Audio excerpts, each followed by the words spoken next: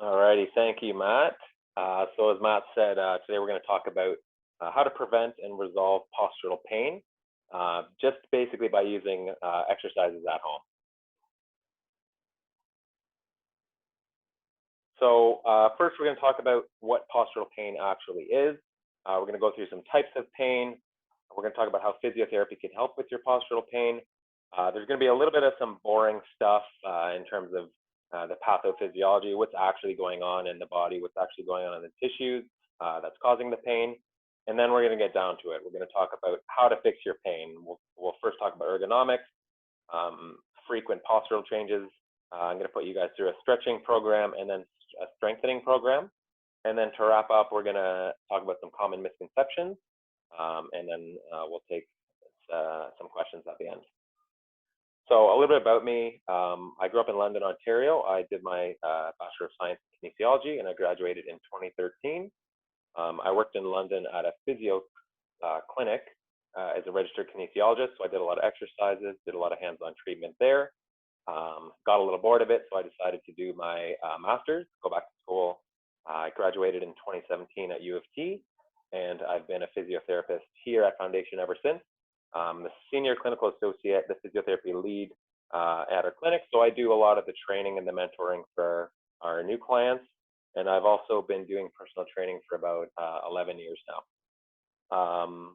My interests, puppies. We have a rescue dog there in the picture named Scoop. And for those of you who don't know, anyone can bring their dog to the clinic. So we have treats at the front if you want to come by.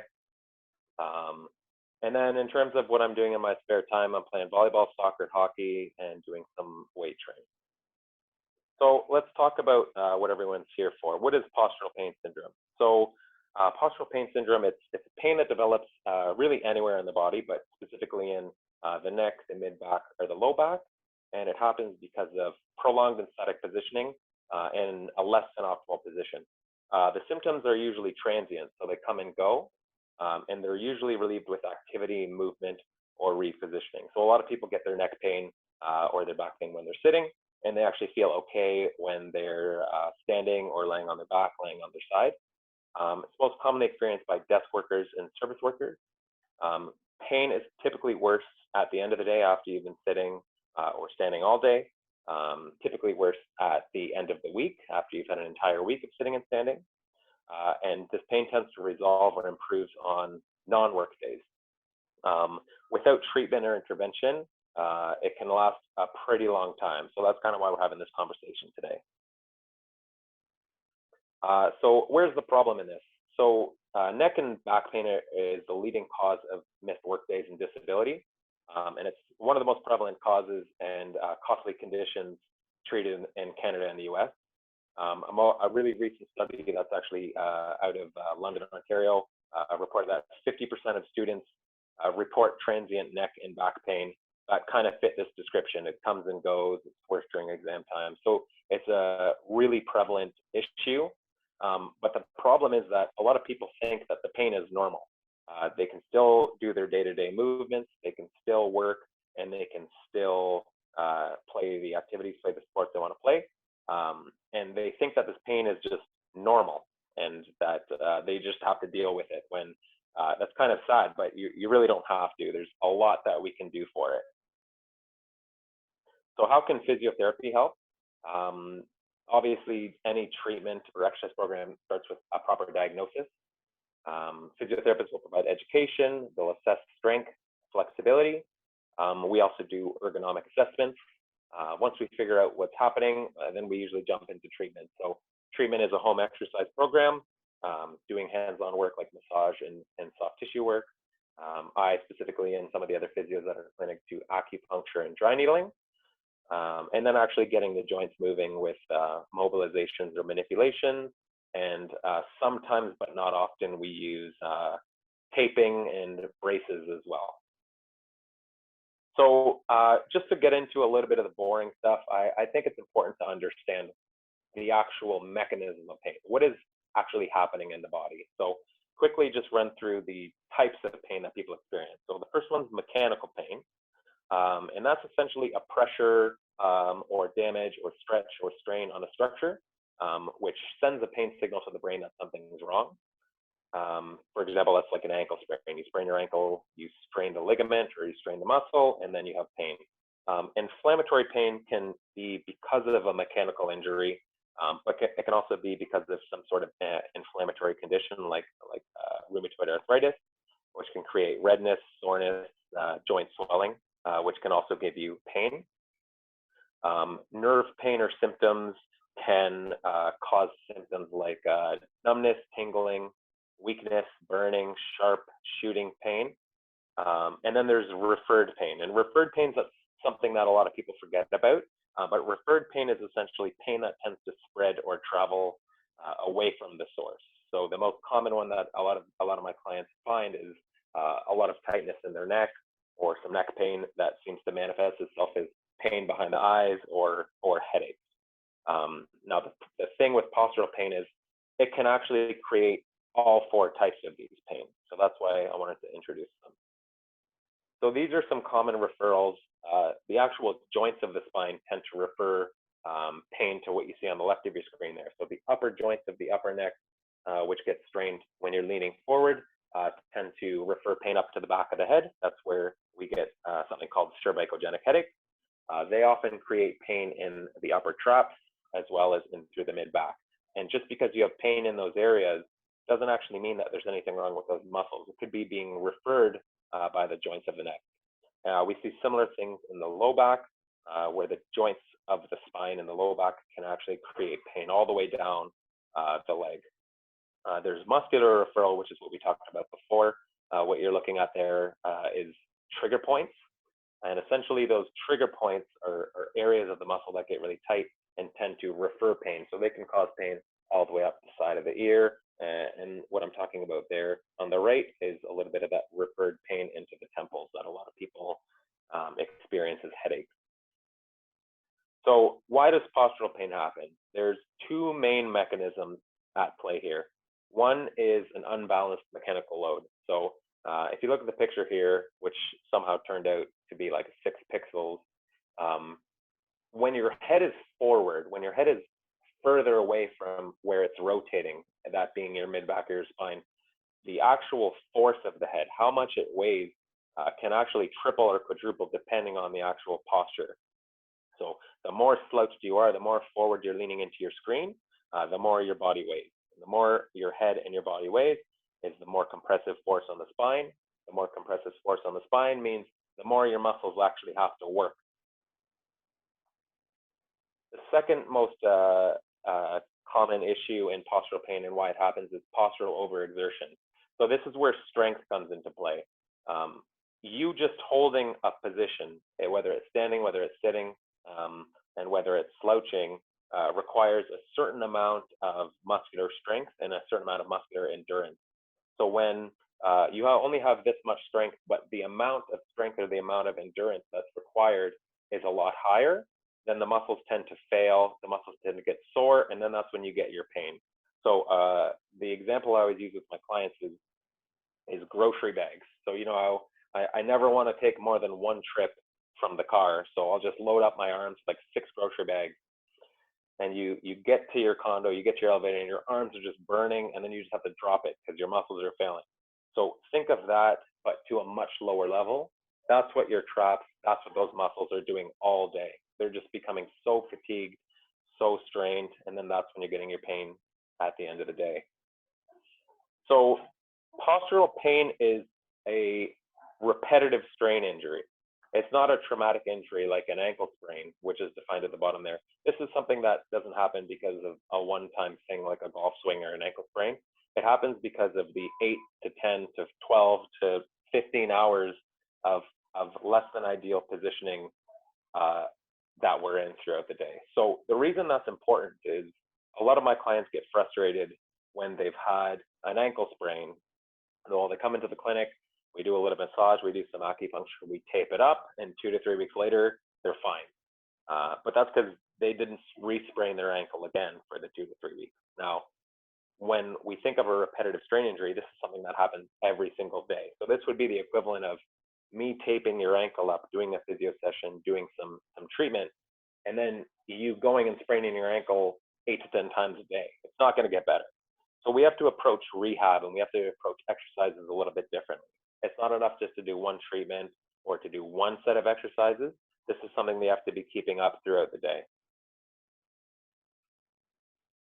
So quickly going to get into what is actually happening. So on X-ray and ultrasound and MRI, there's actually not much. There is a very low incidence of things like tissue trauma or damage or inflammation, anything like that. It tends to just be pain. So that's a good thing. The pain you're experiencing is not really damaging the body at all.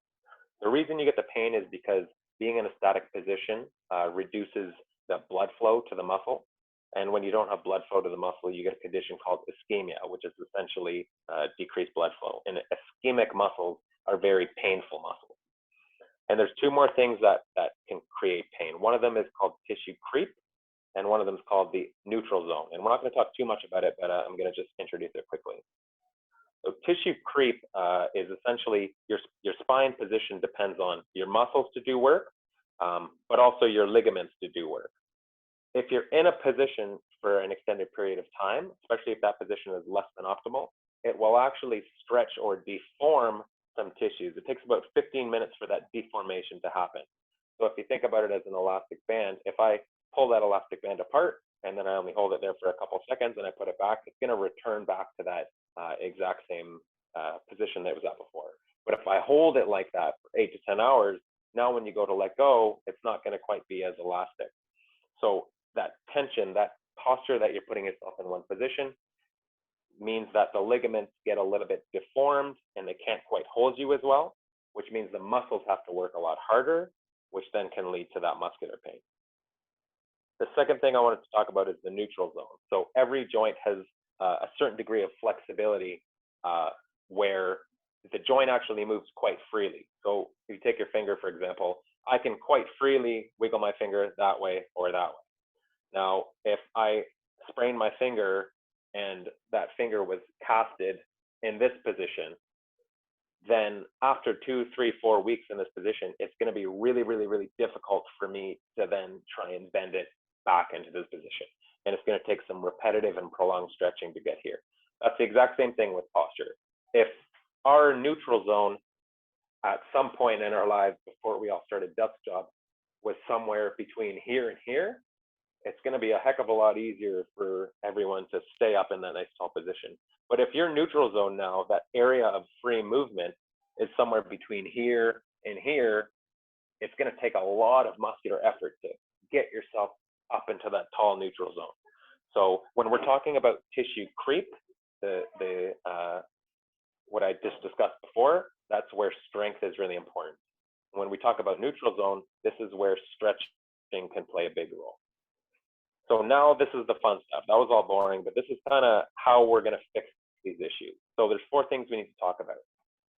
One of them is ergonomics, which is essentially the use of supportive and adjustable equipment. The second thing, and this is what I'm talking about, this is the biggest bang for your buck. If you take anything out of your day, it's going to be number 2 here. So the frequent position changes are there to limit, reduce, or eliminate that tissue creep that we talked about by moving as often as you possibly can. The third thing I'm going to talk about is a flexibility program. We're going to improve that neutral zone so that it's easier for you to hold your body up throughout the day. And then lastly is the strengthening program. So we're going to minimize the effects of tissue creep by strengthening the supportive muscle groups that provide the active control of posture. And as we go through this, you're going to be like, wow, this is a lot of work. How am I ever going to do this? You don't have to do all of it. If you can do 1 or 2 of these things, it's going to make a really, really big difference. So be patient. It's going to take some time, but I would be very surprised if you guys were trying this stuff and you weren't seeing really, really good progress. So ergonomics is obviously one of the most important things we can talk about. It doesn't matter how much time you're spending at a desk. If that time you're spending at a desk is in a less than ideal position, it's really, really going to affect the muscles. It's really going to put your body in a bad position. So I'm not going to go through it too much. You can do a lot of reading on this online. You don't need me to explain it to you, but essentially we want the monitor to be at or above eye level. We want to make sure our chin stays tall with our shoulders back. We need to be having our back against a supportive back structure if we're using a chair. We need to maintain a really neutral spine in our low back and in our neck. Obviously, your feet should be flat on the ground, not dangling. And you need to make sure the keyboard and the mouse are actually close enough to you that you don't have to lean in to see it, or you don't have to reach in around your shoulders to get to the keyboard and the mouse. So ideally, at home, everyone should have a mouse and keyboard, a height adjustable chair with a back that locks out. That is really important. If you're sitting on a stool, or you have one of those chairs from IKEA that you lean back and the thing just keeps going, it's not going to be supportive. Ideally, you have a height adjustable external monitor and or laptop riser. A laptop is not ideal just because you have to look down at it. And optional sit to stand desk. Common postural issues: not using your backrest, like we said before, not locking out your backrest. Sitting on a stool, something that doesn't have a backrest. My fiance is terrible at this, and she's here, so she'll know what I'm talking about. Sitting with your legs crossed on the chair. It's like, that's pretty bad. Just try not to do that. And then making sure your screen and your keyboard are close enough. They're not too far away. If your monitor, if you're crunching Excel numbers and you have size 10 font and your monitor is a meter away, you're going to have to lean into it. So making sure everything's pulled nice and close. Quick note on standing desks. Standing desks are not magic. A lot of my clients just get them and they expect all of their problems to go away. That's not how it works. Many people don't have the correct ability to actually get their standing desk to a height that actually works. That can lead to you needing to look down at your monitor, above and beyond actually what you might do if your laptop was just at a desk and you were sitting. The same ergonomics do apply though to standing desks. And again, the problem is not as much sitting versus standing. The problem is just being in one position. So a standing desk is not the answer. In this next photo, you can kind of see why. I tried my best to get whatever I could at my house to put my laptop up on my counter. I literally had to get a chair and put it on the countertop, and it's still about a foot below eye level of where it needs to be.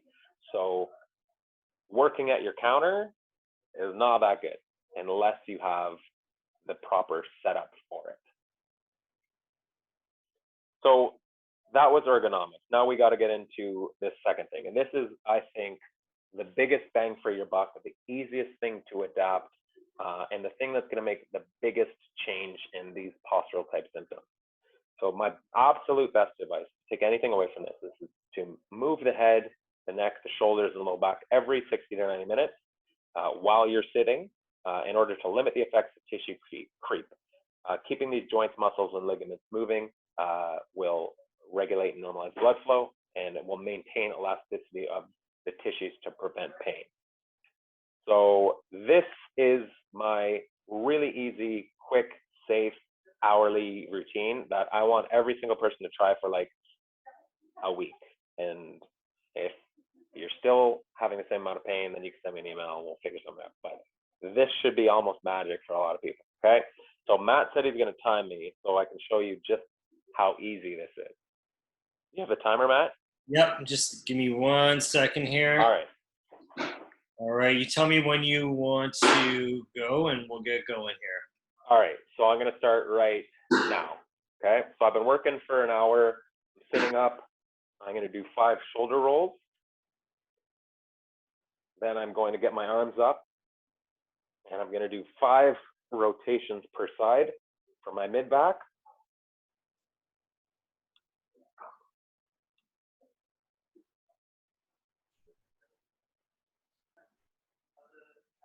Then I'm going to tuck my chin because everyone's stuck in this position all day.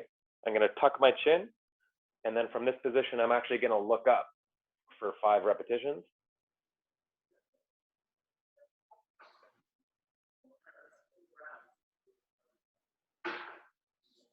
And then I'm going to lift my arms up overhead 5 times.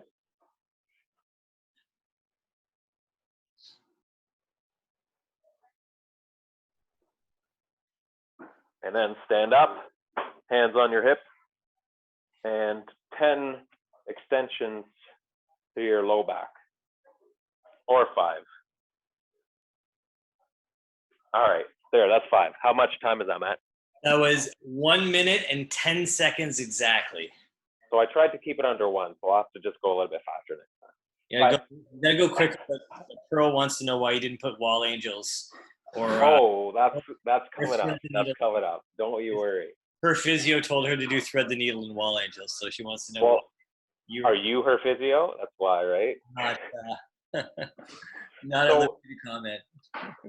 The reason I didn't put any wall angels or thread the needles in this particular kind of hourly routine is I need to make this essentially foolproof. I want to make this as easy as possible so that people have no excuse. If they have to walk all the way over there to the wall, people aren't going to do it. But if you can stay at your desk, for most of them, you can stay sitting.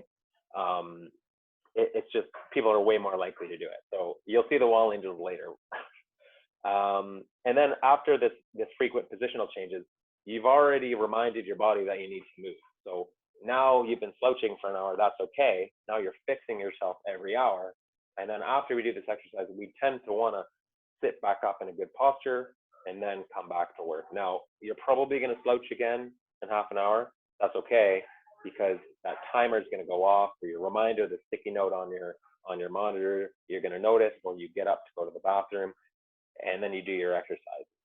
So it's not about being perfect all day. It's just about being a little bit less bad. Okay, so that was the frequent positional changes. Now we're going to talk about the stretching program. So this is stuff that obviously is best if completed daily, but based on the most recent research, in order to actually improve your flexibility, they recommend 3 to 4 times a week. If you want to go above and beyond, you can do this every single day, but 3 to 4 times a week would be plenty to have improvements to your range of motion. So this is the stretching program that I want to go through. And so essentially with the stretching program, we're trying to shift that neutral zone into a little bit of a better position. Like I said, it's not so hard for you to get into that good posture. So I'm just going to go through them here. We have wall angels here. So thank you, Pearl, for the wall angels. This is something that everyone should be doing regardless of whether they have pain. Essentially, we're looking for thoracic spine flexibility. That's your mid-back. This exercise opens the chest up, stretches through the lats, and at the same time it's stretching, it's actually doing a little bit of strengthening through the muscles of your shoulder blades as well. So very underrated exercise.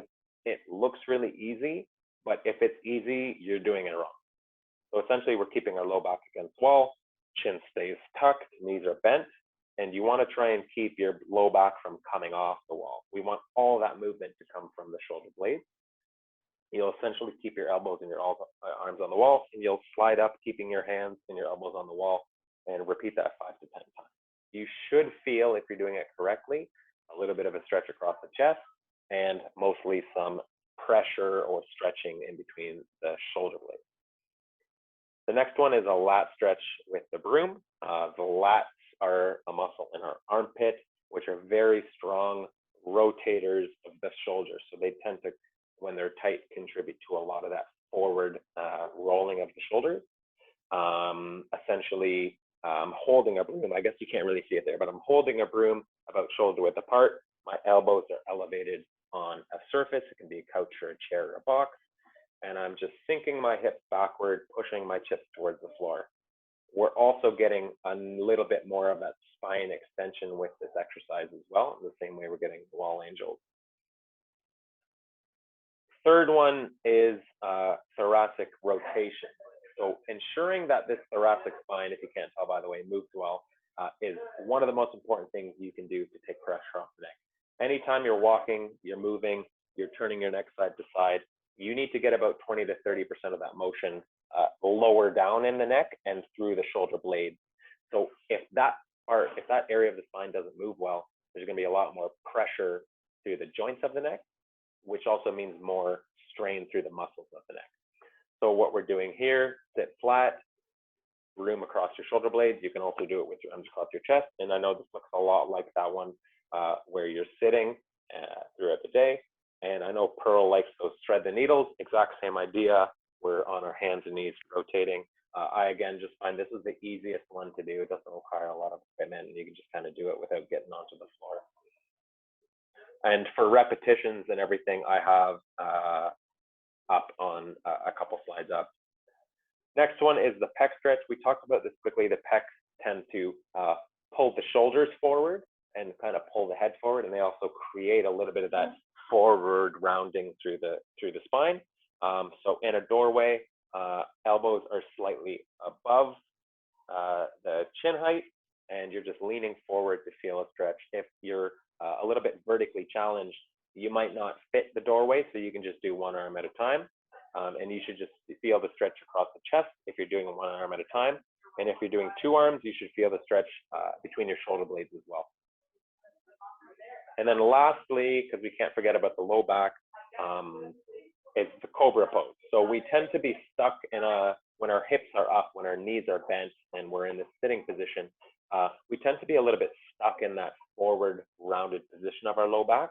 And we're in that position all day. People tend to sleep in this position, but no one really does any of this extension-based work. So ensuring, again, that neutral zone is somewhere in between flexion and extension will ensure that you can sit up tall throughout the day. So all you're doing here, only thing you really need to know is this is not a yoga cobra where your hands are down and you're trying to push your body up as high as you can go. We really want to keep this specific to the low back. So your hips should stay on the ground. So if you go to push up and your hips come off the ground, you just need to wiggle your arms up a little bit. And I like to hold that position and take 5 to 10 deep breaths in, or you can push up and then come back down. I said lastly, but there's one more. The hip flexors are a muscle at the front of the hips, which tend to get really, really tight, really, really sore because we're sitting all day. So sitting is hip flexion. So the hip flexors don't often get stretched throughout the day. So this is a kneeling hip flexor stretch. You can add the arm up overhead if you want to get a little bit more stretch through the hip. And you're just looking to feel that stretch through the front side of the hip. So that's our flexibility program. I did this one this morning, and the whole thing took me about 6 minutes. And again, 6 minutes, 2 to 3 times a week is about what you need to get those flexibility improvements to increase that neutral zone. If you have the time, if you're dedicated, if you're sick of your pain and you really want to fix this, going through that all at once and then repeating it again, either one after another or morning and evening, is going to make your symptoms go away a little bit quicker. That's 12 minutes of a day if you do it twice. So, you know, if you had pain and it only takes 12 minutes a day and then once an hour to go away, I don't know, I'd take that. Okay, so we talked about stretching. The last thing we need to talk about is strengthening. So there's a billion exercises we could do, and there's exercises that are going to be really helpful, but might not exactly create the same stimulus to recover those muscles that are involved in posture. And a lot of the other exercises, I just don't feel comfortable teaching through a webinar. So I kept it to things that I know are going to be safe, and I kept it to things that I know are going to be effective. But there's definitely more you can do. This is a really, really good starting program to do. Best results for strength, again, is 2 to 3 times a week. I tend to not do the same exercises on consecutive days. So I would say if you feel really gung-ho about this, maybe do it every couple of days. So first, yes, a word of advice. The neck position, the spine position is going to be really, really important. So make sure, as you can see in that left picture, I tried to slouch a little bit more. I guess I didn't do a very good job. I'm a little bit rounded through my mid-back, and everyone has this really bad habit of always wanting to look up and look forward. Now that is the same position we're in at our desk all day. So we really want to try and keep a nice straight line between the back of our head and our shoulders, like the picture on the right. So keep that in mind whenever you're doing exercise. The other thing is make sure the progressions are appropriate. So we want to make the exercises hard, but not so hard that you're overstraining, overstressing those muscles. If you're doing an exercise and you get to 10 repetitions, 15 repetitions, and you're not even like, it's not even difficult at all, well, maybe you have to get a slightly heavier weight or a slightly heavier band. So band rows, we're trying to strengthen the muscles in between our shoulder blades. So the muscles that squeeze our shoulder blades back together, when we're slouched and rounded, they tend to get a little bit overstretched and weak.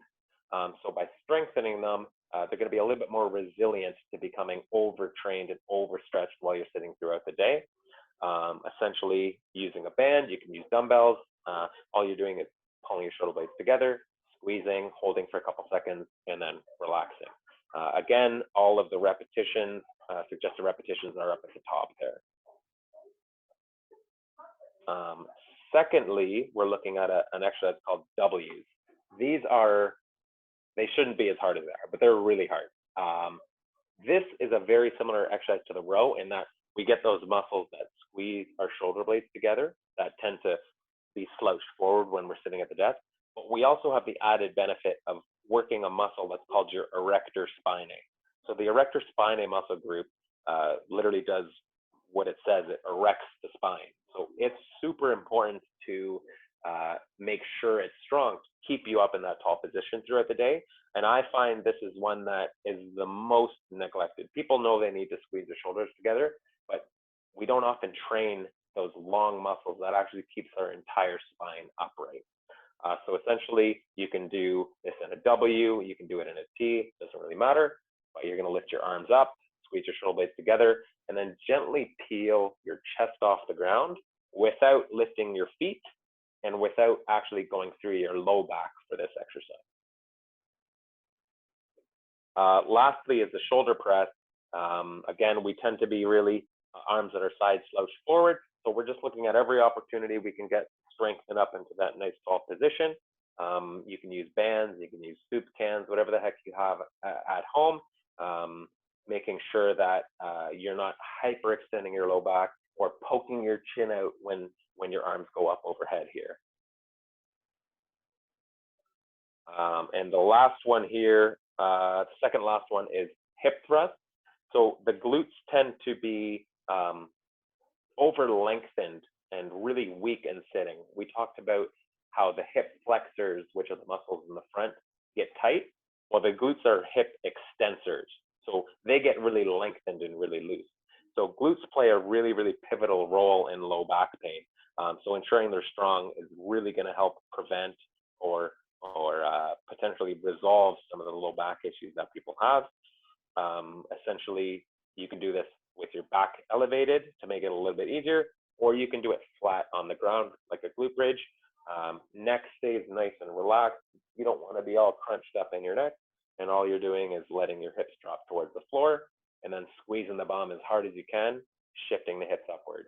You really want this motion to be in your butt and not in your back. So if you're doing this exercise and you feel it in your back, you should come talk to one of us here, send me an email or something. Lastly, this is the plank. So the weak core also plays a really, really important role in low back pain. It's not the most important role, but it is an important role. So what you're going to do is either a knee plank or an elbow plank, and you're going to just hold that position with your spine in a nice straight position. You don't want your butt elevated above your shoulders, and you don't want your hips dropping towards the floor. If you're feeling it in your back at all, you're doing it wrong. This should be a little bit of glutes, maybe a little bit of the front of your thighs, and mostly core. If you're feeling it on your back, then you have to make it a little bit easier. Like I said, either going up on your hands or going on your knees. And if it's really easy, then you can get a dog to step on your back, I guess.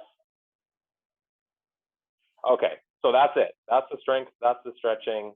Let's just wrap it up now so we can get to questions. Some common misconceptions is there's no perfect posture. It doesn't matter if you're, like I said, in the perfect position all day.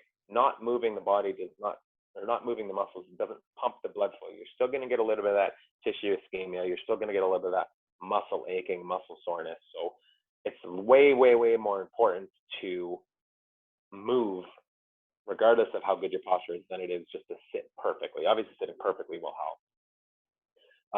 Another thing is pain in the muscle does not necessarily mean there's something wrong with the muscle. So the most common thing I have people come to me with is, oh, my neck hurts. Well, okay, and then I say, what are you doing? And they're like, oh, well, I just stretch and I just rub and it helps for a couple minutes, but then it doesn't get better. Well, remember how we talked about referred pain. Some of that pain that you've experienced in the neck, in the shoulders, in the head, it's not actually there because of anything wrong with the muscle per se. It could be an irritation to the joint. So that's kind of hard to differentiate as a person. That's kind of where physio can help determine where the actual problem is. And kind of goes hand in hand with this. A painful muscle does not always mean the muscle is tight. I would actually argue, and I wonder what Matt thinks about this, that a muscle that is overstretched and a muscle that is weak is way more likely to be in pain than a muscle that is strong or tight, because that muscle has to carry a lot more load. A muscle that's weak has to work a heck of a lot harder than a muscle that's strong. So again, a lot of people tend to get pain up in their traps. They think it's painful, that must mean it's tight. So they just stretch it over and over and over again. Well, it's already maybe too lengthened. So lengthening it could actually irritate you a little bit. So I don't love this stretch for the pain unless we can for sure say that there's something wrong with those muscles being too tight. We talked about, again, a standing desk will not fix all your problems. As discussed, you need to have a great setup with a standing desk too. And then this last one that I kind of added because I get this question a lot, I might save a question here, is yoga's great, but it's not always an appropriate exercise program. A lot of these yoga poses tend to be very, very pushed into one direction really, really aggressively. And I find if you're not doing the correct yoga poses or the correct program, it can actually create a little bit more irritation. We actually have a new yoga program with a yoga instructor. So we've been working with her to make a little bit of a personalized yoga program. So if you like yoga and it's something that you want to do, but you're not sure how to implement it into your program, just let me know and we'll be able to set something up. So wrapping it up here, some bonus advice. I find as physios, we tend to forget the role of stress, anxiety, depression, lack of sleep, work-life balance. That's something that's becoming way, way, way more prevalent throughout the years. Even since I graduated, there's a lot more research about it. Depression, anxiety, and pain tend to work a little bit as a cycle. So if you're experiencing depression or anxiety, it can actually lower your thresholds for pain. So you'll experience more pain, you'll experience pain for longer. And if you experience pain for longer, that can have a negative effect on your anxiety and depression.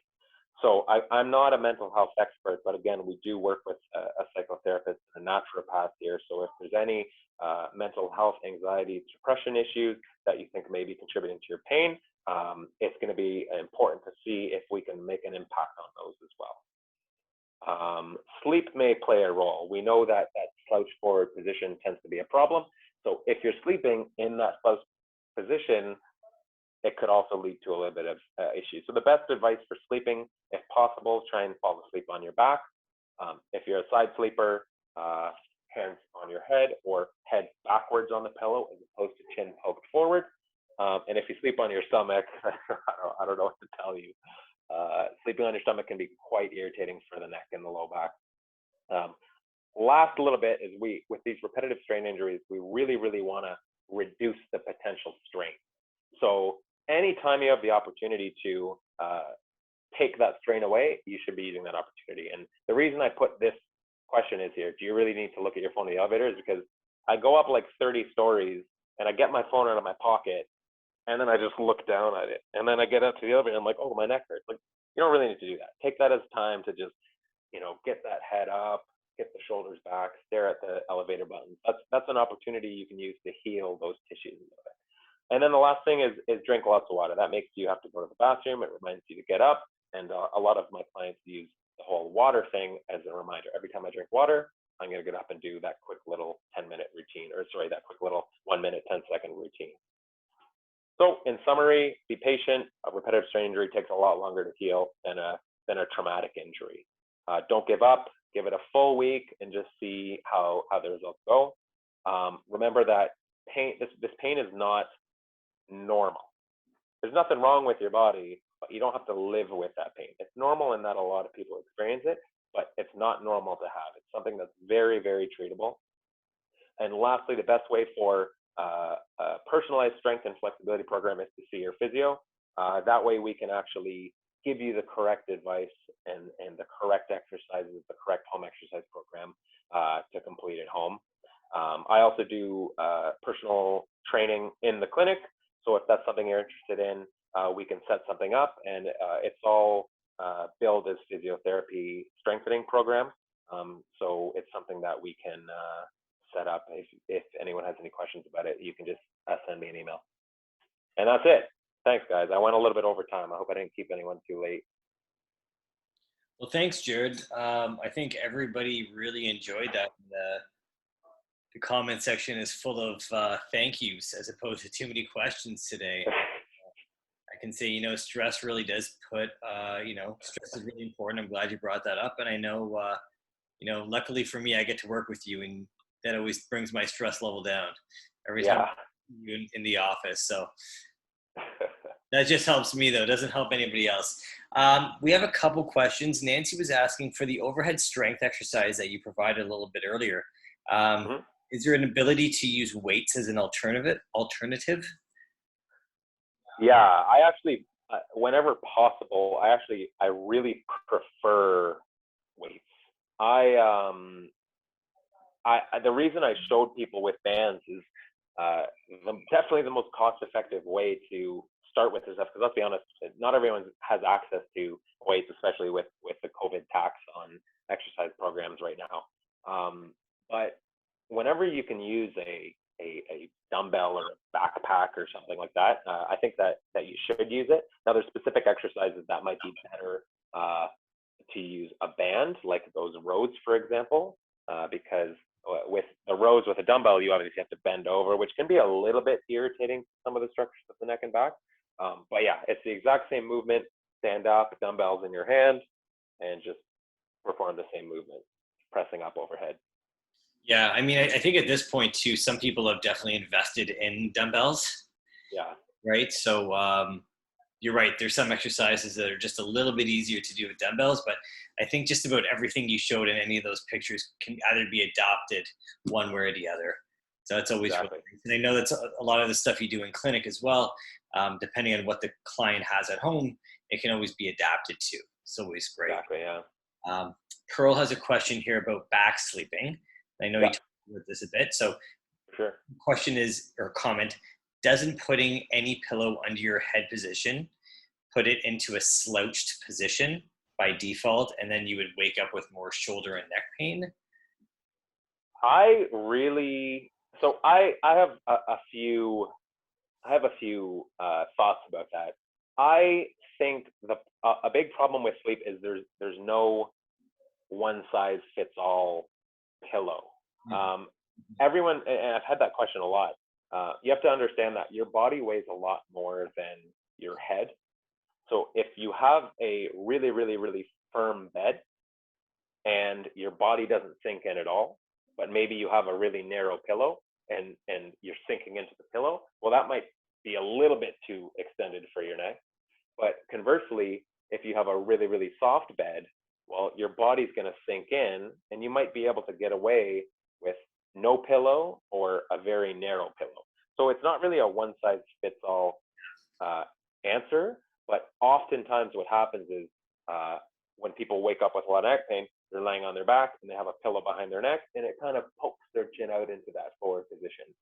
So if that's the case for you, Pearl, if you're laying on your back and you get a little bit of neck pain, you might want to look at maybe a little bit of a thinner pillow and really look at how your back is actually sinking into the bed versus your head. I find the best way to do that is snap a picture, get someone to snap a picture of you laying on your back and just compare what the heck is happening in the position of your neck, and then email Matt or email me, and maybe we can make some suggestions on that. That's what Ryan to figure out. Just to add to it, I mean, listen, people only started using pillows very recently in the history of humanity. There's still tribes who do not use pillows. I think it has more to do with the fact that we don't move enough through the day, and the pillow is the quick fix as opposed to really addressing the issue, which is how we're moving.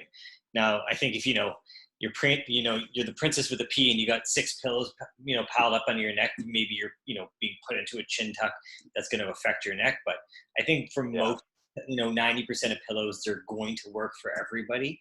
It's just a personal preference, but we should be probably stretching and moving a little bit more through the day.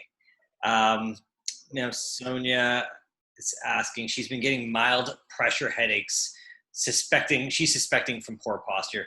Are the exercises you mentioned enough, or is that something that should be a little more specialized program or be assessed properly?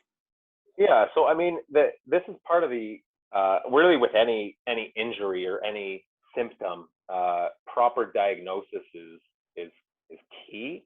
But a lot of times, if you have a pattern, and I'm not sure what your pattern is, Sonia, but oftentimes if your headaches come at the end of the day and you have accompanying neck pain with them, then yeah, we can say almost certainly that there's some effect of posture. So I would say, depending on what the problem is, if it is a postural issue, that should take a lot of tension off. There's really 2 types of cervicogenic, which mean headaches of neck origin, and one of them is from joints, which the joints get irritated when you're here all day, and another one is from like we talked about, the referred pain from those muscles like the trap, which also take a lot of tension when you're here all day. So I would say, without seeing you, they should help. What I would do is try it for a week, try it for 2 weeks, and keep a headache diary, see how your head is feeling, and then if it's not better, then yeah, maybe stop in for a physio appointment. But it should help. It should help, and if they don't and it makes it worse, definitely stop. Yeah, stop. Get a hold of Jared quicker. But definitely, if it doesn't change anything, that's definitely a call for a proper and a full assessment, I think, as well. Yeah, for sure. You want to be careful with headaches a lot of the time. Exactly. Because we want to figure out the origins, or help you figure out the origins with it. Elsie asked, for the wall angels, I noticed your feet were quite far away from the wall. Is that important? What's your foot position with the wall angel? So I was blessed with a huge butt, and so the idea with a wall angel is you want the motion. Excuse my messy desk, I just worked all day. But you want the motion of the spine to be up through your shoulder blades. And with your feet against the wall, you can see how much my low back is arched. So I can't do the wall angel and actually get the motion from my mid back because my low back is cheating. So anytime your arms go up overhead, in order to just do that motion, you have to extend some part of your spine. But people tend to be really good at extending like their middle part of their low back and really bad at extending the top. So what I do is I get my feet away, almost like in a little bit of a squat position, and I really tuck my butt under a little bit so my low back is flat. And so now I know when I bring my arms up overhead, there's no way it can be coming from my low back, and it's all coming through the shoulder blades. So that's why I have my feet a little bit away from the wall in a little bit of a squat position. And just a follow-up question about the Cobra position. If you have naturally hyperextended elbows, what are your thoughts on locking the elbows out in that top position? Yeah, so by locking out, I guess that might have been the wrong word. I don't mean hyperextend. The idea here is we want you to be relaxed with this pose. We want you to just be able to kind of sink into the motion. So come into a position where your elbow is extended but not hyperextended. We don't want you to have to like push yourself up and use all the muscles of your arms, use all the muscles of your chest, because put a little bit of strain on the neck and put a little strain on the arms, and you won't actually be able to relax. If you find that you're still not able to do it on an extended elbow without hyperextending, for you, it might be better to do a Sphinx pose on your elbows, or to actually do that exercise that I showed you where you kind of just do it in standing, so that we don't potentially irritate any of those structures of the elbows. Now, guys, we do have a couple more questions to go, and I think we're going to cut our questions off there. If you have any further questions, again, we'll get to these last couple, but please reach out to Jared. I think it's at JB Rehab on Instagram, and it's jared@foundationphysio.com via email. That'll go via email from Zoom tomorrow as well, just in case, but you can always reach out to him for specific things. Again, a couple last questions. I think we got 3 here. Any suggestions for a hip flexor stretch without putting your knee down on the ground? Which I know is a question I get from a lot of office workers from time to time. Yeah, I have a little bit irritated knees too, so I don't like to do it. One option is you do it on the bed, so it's really, really, really soft, or you fold up a yoga mat like 6 times. And the other one too is just you do literally the exact same thing, but you do it in standing. So instead of kneeling, you just bring your hips like this, the knees off the ground, and then you squeeze that butt and kind of lunge forward. So it's the same exact stretch, same exact muscle. I prefer kneeling because I'm lazy and I don't want to actually have to hold this lunge for 60 seconds. But it's the exact same effect in standing as it is in kneeling. Great. Any suggestions for trap work or trap strengthening with dumbbells? So the rows are traps. So the dumbbell or the band rows, there used to be a little bit of a thing in physio, and I don't know where it came from. And again, curious to see what you think about it, but there used to be a little bit of a thing that said you should never use these trap muscles like this. They should just always be relaxed. If you're using them, it's bad. You're gonna get pains. You're gonna get tight. But again, we talk like these trap muscles. They shrug your shoulders up and down, but their main role is actually to extend the neck. So when your neck is kind of forward like this, they have to hold you there. So whoever asked that question, like, you're right on the money. You got to strengthen the trap. So I like to do just rows, but when I'm doing my row, I'm not doing it how people used to teach it, where you pull down and back and really pull the shoulders down all the way. I almost do a row where I come straight back. So I might do a dumbbell row just like that, but I might do a dumbbell row where I kind of come back and up a little bit. Mm-hmm.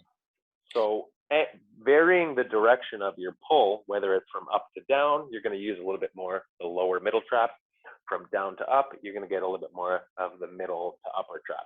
I don't particularly love shrugged, only because it's quite difficult to ensure you're using the right muscle.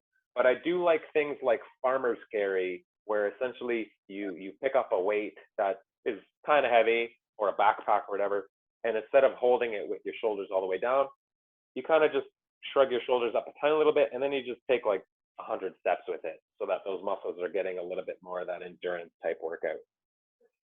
Yeah, I think most people at our clinic would definitely agree. The problem with traps, muscles, it's probably that they're too weak, right? It's that people aren't using them enough, and it tends to be the tight, weak muscle that causes more trouble. So definitely more important to strengthen it. 2 more questions.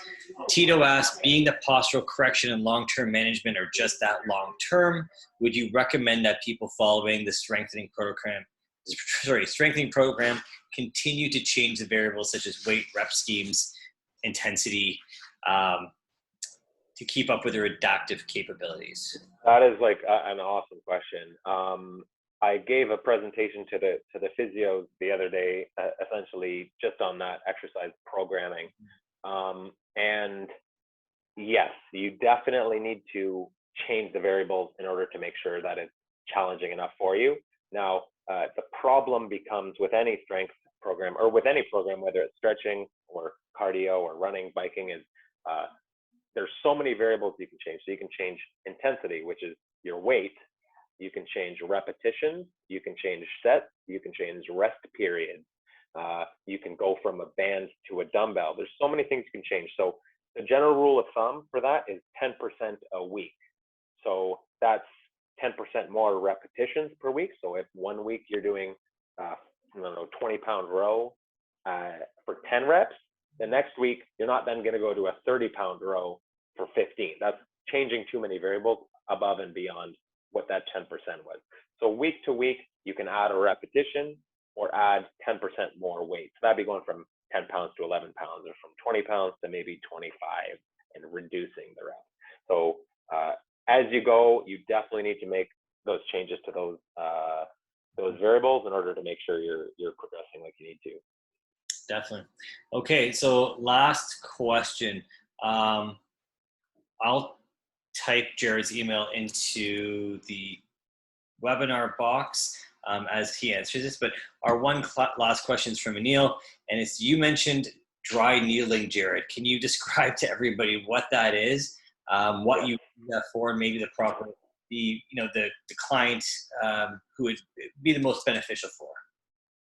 Yeah, so dry needling is a muscular treatment technique that essentially aims to relieve muscle tension, muscle pain, and something called trigger points. So it's an acupuncture technique that's a little bit more rooted in Western medicine than acupuncture, which is a little bit more rooted in traditional Chinese medicine and aims for more things like energy balance and that kind of thing.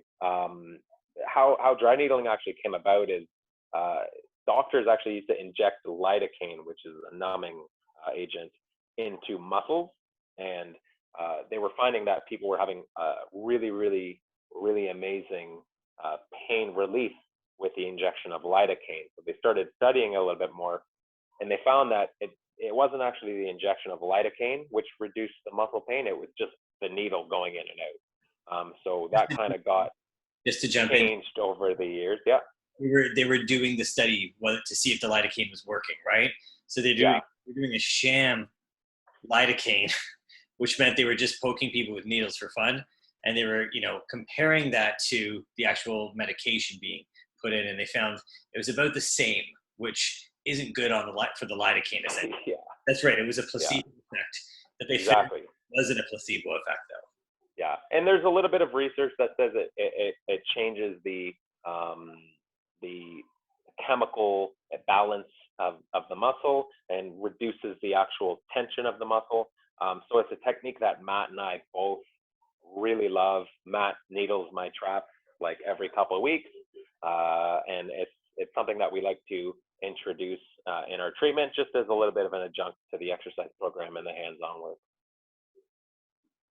Yeah, it's commonly thought of as being a little bit more painful than traditional acupuncture, because we do typically move the needle around, but the effects tend to be much quicker than traditional acupuncture. So it's great for people with chronic pain. It's great for people who lift a lot of weights, who have just straight muscular pain, headaches, jaw pain, all sorts of stuff like that. So definitely something you should have a good talk with your therapist about. Because it can be a little bit more, I don't like to use the word pain, but it can cause discomfort. And usually for a couple hours after, you feel like you've had a really good workout, at least that first time around. So definitely something to chat with them about. And that being said, guys, I think we definitely went over our quota today. Jared told me he was going to be done in 30 minutes, and I should have taken the over in Vegas there, that he'd definitely go over. Thank you. I get a little excited. You definitely got, and you know what? I didn't want to get in your way. So thank you so much for that great presentation. Looks like everybody loved it. This will be available on our YouTube channel.